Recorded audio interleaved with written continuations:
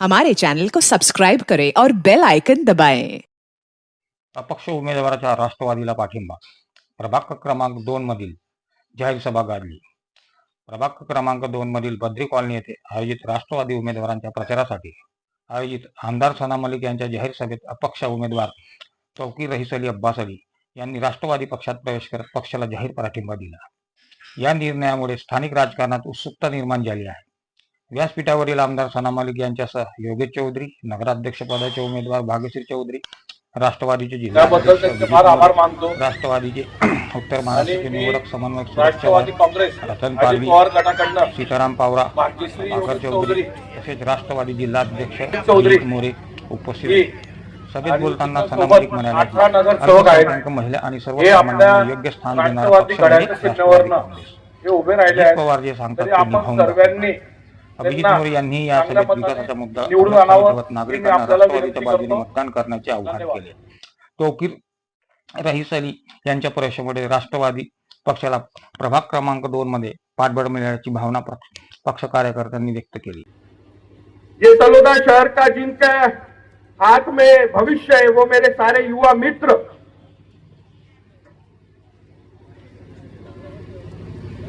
आज 26 तारीख है और आज से चुनाव का अंतिम पड़ाव आ चुका है. आने वाले 2 तारीख को इस तलोदा शहर में आपकी नुमाइंदगी कौन करेगा? इस तलोदा शहर में आपकी सेवा कौन करेगा? इसका चुनाव आने वाले 5-6 दिनों में हो जाने वाला है.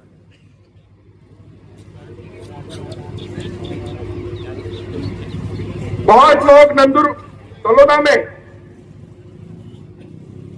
बहुत लोगों को एक झटका बैठ गया जब योगेश भाऊ चौधरी ने राष्ट्रवादी के घड़ी चिन्ह पे अपनी उम्मीदवारी का नामांकन भरा और बहुत से लोगों को इस बार पूरे तलोदा में वो एक झटका बैठा. जातिवाद का राजकारण कभी नहीं किया. इसलिए उनकी और मेरी हमेशा बनती थी कि योगेश भाऊ भाजपा में रहते हुए भी मेरे सारे मुस्लिम बंधु भाई बहन इनके हमेशा काम में आते थे. लेकिन राष्ट्रवादी कांग्रेस पार्टी ने कभी धर्म का राजकारण नहीं किया, कभी जाति का राजकारण नहीं किया. राष्ट्रवादी पार्टी अगर विकास करना है तो मुझे नगराध्यक्ष का चुनाव लड़ना पड़ेगा, आप लोगों में से चुन के आना पड़ेगा और उसके बाद ही मैं मेरे मन के जैसा ये तलोदा शहर में काम करूंगा और ये तलोदा शहर का विकास करूंगा. आप लोगों के सुख दुख में काम में आने वाला, जो जमीन से जुड़ा है और जो आदमी जब आप लोगों का काम पड़े तो वो बोलता है कि आप लोग मेरे पास मत आओ, मैं आपके पास आता हूं, मैं आपके पास आके आपकी जो भी समस्याएं छुड़ाता हूं. अगर ऐसा कोई आदमी, ऐसा कोई नेता इस तलोदा में है तो अपने योगेश भाऊ है. राष्ट्रवादी कांग्रेस पार्टी और राष्ट्रवादी कांग्रेस पार्टी का हर नेता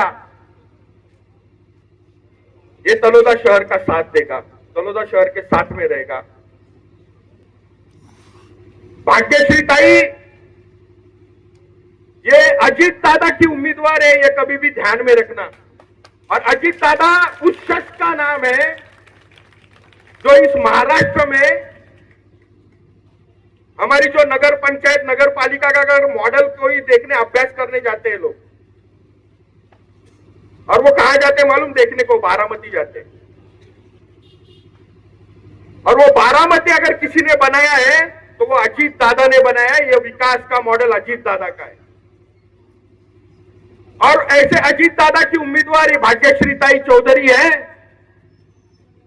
तो मैं आपको विश्वास दिलाता हूं कि अगर राष्ट्रवादी कांग्रेस पार्टी की आप यहां पे उम्मीदवार को चुन के दिया तो ये तलोदा शहर का भी विकास बारामती जैसा करने में हम लोग चुकेंगे नहीं। मैं कहूंगा कि आने वाले 2 तारीख को अपनी विक्ट्री समझ लेना। राष्ट्रवादी कांग्रेस पार्टी 2 तारीख को आप सबको घड़ाल इस चुनाव चिन्ह पर हमारे सारे उम्मीदवारों का बटन दबा के आपको उनको जिता के देना है। और मैं आपको विश्वास देता हूं कि 3 तारीख को राष्ट्रवादी कांग्रेस पार्टी ये नंदुरबार जिले में 3 नगर पालिका चुन के दिखाएगी। 3 नगर पालिका ये 3 तारीख को शाहदा भी, तलोदा भी और नवापुर भी जीत के यहाँ पे इतिहास रचेगी। इतना मुझे विश्वास आप सब लोगों को देना है। और सिर्फ एक ही कहूंगा कि मुस्लिम सब अल्लाह के हैं, हिंदू सब राम के हैं। मुस्लिम सब अल्लाह के हैं, हिंदू सब राम के हैं। इनको जो लड़वाए वो सब हराम के हैं।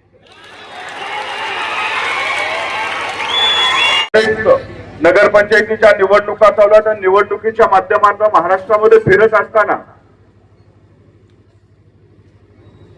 निवडणूक सर्वाधिक जोश उमेदवारापेक्षा जर कुणात असेल तर तो मतदारामध्ये, ते तळोजातल्या मतदारात आहे, या ठिकाणी दिसून आलेला आहे। त्याचं कारण ही निवडणूक योगेश भाऊ तुमची नाही राहिलेली आहे, ही निवडणूक ह्या सर्वांची राहिलेली आहे, सर्वांनी ते हातात घेतलेले आहे। त्याच्यामुळे इतक्या ताकदीनं लोक आज या ठिकाणी उपस्थित आहेत। त्याचं कारण म्हणजे योगेश भाऊवर असलेला विश्वास, योगेश भाऊ ज्या पक्षातून लढतायत त्या पक्ष नेतृत्वावर असलेला विश्वास, म्हणून आज लोक या ठिकाणी इतक्या ताकदीनं जमलेले आहेत। खरं तर अजितदादांच्या नेतृत्वामध्ये महाराष्ट्रामध्ये काम करत असताना अजितदादांनी कधी जातीचं पातीचं राजकारण केलेलं नाही, अजितदादांनी कधी नात्याचं गोत्याचं राजकारण केलेलं नाही। अजितदादांनी जे राजकारण केलं ते विकासाचं राजकारण केलं। अजितदादांनी जे राजकारण केलं ते सर्व समाज घटकाला सोबत घेऊन जाण्याचं राजकारण केलं। अभिजित दादा, मी एक किस्सा सांगतो। ज्या वेळेस महायुतीमध्ये आपण सामील झालो, महायुतीमध्ये सामील झाल्याच्या नंतर अनेक लोक अशी होते की राष्ट्रवादी काँग्रेस पक्ष मुस्लिम समाजाला विसरलाय की काय, अशा पद्धतीच्या भावना त्यांना वाटत होते। भारतीय जनता पार्टी सोबत गेल्यावर अशा मनात त्यांच्या भावना निर्माण झाल्या होत्या। परंतु महाराष्ट्राला छाती ठोकपणे सांगितलं होतं, माझे जेवढे तिकीट असतील त्याच्यामध्ये 10% तिकीट हे मुस्लिम समाजासाठी देणार, हे सांगणारा नेता आणि तिकीट देणारा नेता जर कोण असेल तर त्या नेत्याचं नाव आहे अजितदादा पवार। आपण ज्या विचारावरती काम करतो, शाहू फुले आंबेडकरांच्या विचारावरती काम करतो, त्या महामानवांनी सांगितलेले ज्या वेळेस तुम्ही समाजामध्ये एका विचारधारेवर, सेक्युलर विचारावरती काम करता त्यावेळेस सर्व समाज घटकाला तुम्हाला सोबत घेऊन जायचंय। मित्रांनो, या भविष्य काळामध्ये निवडणुकीमध्ये आमच्या भाग्यश्रीताई उपनगराध्यक्षा होत्या। आपल्याला एवढंच करायचंय, त्यांच्या नावापुढचं उप काढून आपल्याला त्यांना नगराध्यक्ष करायचंय आणि त्यासाठी तुम्हाला सर्वांना 2 तारखेला घड्याळ्या चिन्हावर मतदान करायचंय। आता या ठिकाणी मी राष्ट्रवादी का काम करने का तरीका उन तक पहुंचना जरूरी है। इसी उम्मीद से बार बार लगातार इधर के पालक मंत्री हमारे पक्ष के आमदार बनते हैं। तो आपको लगता है राष्ट्रवादी की विचारधारा कहीं भी कोई भी वक्त पे कॉम्प्रोमाइज की गई है? ऐसा आप में से किसी को भी लगता है कि दादा जितने भी ताकत से बोल रहे थे या हमें जितने भी ताकत से हमारे नेता ने बोला था कि मैं अपनी विचारधारा, जो शिव शाहू फुले अंबेडकर की विचारधारा है, उसके ऊपर कभी भी कॉम्प्रोमाइज नहीं करूंगा, और उस पे ऊपर कभी भी कॉम्प्रोमाइज हुआ है? क्या आपको ये लगता है? नहीं लगता है, नहीं लगता है? अगर आवाज नहीं आई और अगर आपकी चुप्पी कुछ बोलना चाह रही है कि अगर आपको ऐसा लगता है तो आप मुझे बताइए, मैं वो क्लैरिफाई करने आई हूँ। मैं अपने भाषण, अपने फोटो, अपने वीडियो बनवाने नहीं आई हूँ इधर। आपको ऐसा लगता है? नहीं लगता है? तो आपको ऐसा लगता है हकदार वाला नेता है मेरा दादा? दादा किस, योगेश भाऊ कौन, किनके नेतृत्व के नीचे काम कर रहे हैं? तो एकच वादा, मानते हो ना? 2 तारीख को क्या करोगे? अरे उसके साथ और भी बटन दबाने, एक बटन दबाने से कुछ नहीं होने वाला है भैया जी। एक कच वादा। चलो आते हैं मुद्दे पे। मैं चाहती हूँ कि हमारे पास 18 नगर सेवक है, उम्मीदवार है, नगर अध्यक्ष है। बहुत बार ऐसा होता है कि क्रॉस वोटिंग हो जाती है, होती है ना, लेकिन हर जगह खड़ी होनी चाहिए। ये उम्मीद से हम इधर आए हैं, ये मांगने आए हैं और आपको एक जिम्मेदारी देने आए हैं। अगर मुझे बताइए 2024 में हमने ये तय नहीं किया होता कि हम घड़ी के साथ या घड़ी के चुनाव पे या घड़ी के सिंबल पे लड़ेंगे, तो आज आपने जो मांग की है कि सना मलिक इधर होनी चाहिए या इधर आके प्रचार करनी चाहिए, वो पॉसिबल होता क्या? ये विचारधारा की लड़ाई है। विचारधारा हम साथ में लेके चल रहे हैं। हमारे नेता ने बोला है शिवशाहू फुले अंबेडकर की विचारधारा के किसी भी पल, कोई भी ठिकाने या कभी भी कोई भी तरीके का कॉम्प्रोमाइज नहीं किया जाएगा। वो कौन सी विचारधारा है? हम जब बार बार बोलते कि शिवशाहू फुले अंबेडकर की विचारधारा लेके हम चलते हैं, मतलब आज हम कौन से दिन पे? आज हम संविधान दिवस पे हैं। आज संविधान दिवस पे संविधान को मानने वाला नेता, संविधान को मानने वाली विचारधारा, कोई भी धर्म, जात, प्रांत, भाषा, इसमें भेदभाव नहीं करने वाले लोग, एक साथ एक होके काम करने वाले, एक दूसरे के लिए काम करने वाले, बिना भेदभाव के, जिसमें धर्म भी आता है, जात भी आती है, देश प्रांत भी आता है और भाषा भी आती है, तो किसी के साथ भी भेदभाव नहीं होता है। और ये ही विचारधारा को लेके आगे चलने वाला पूरा पक्ष है। हमारे पास अब हम इधर मौजूद है, तो मुझे लगता है कि माइनॉरिटी के समाज के ज्यादातर लोग हैं इधर, तो माइनॉरिटी के समाज के साथ मुझे बताइए एक भी ऐसा नेता, मैं आज 39 साल की हो गई हूं और जब से 10-12 साल की थी तब से अपने पिताजी को राजनीति में देखी हूं, और कभी मैंने कोई नेता को ये बोलते हुए नहीं सुना कि भरी मंच पे ये नहीं बोला उन्होंने, माइक लेके नहीं बोला है, मीडिया के सामने नहीं बोला है क्या कि मैं अपने अल्पसंख्यक भाइयों के साथ कभी भी कोई भी तरीके का नाइंसाफी नहीं होने दूंगा।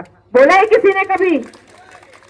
लेकिन हमारे पक्ष के राष्ट्रवादी कांग्रेस पार्टी के राष्ट्रीय अध्यक्ष, महाराष्ट्र के उप मुख्यमंत्री अजित दादा पवार ने ये रमजान के इफ्तार के वक्त, मुंबई में एक इफ्तार की प्रथा होती है, हर पार्टी करती है, तो उधर भरे महफिल में मीडिया के सामने माइक पे उन्होंने बोला है मैं अपने मुस्लिम समाज भाइयों के साथ कभी भी कोई भी तरीके की नाइंसाफी नहीं होने दूंगा।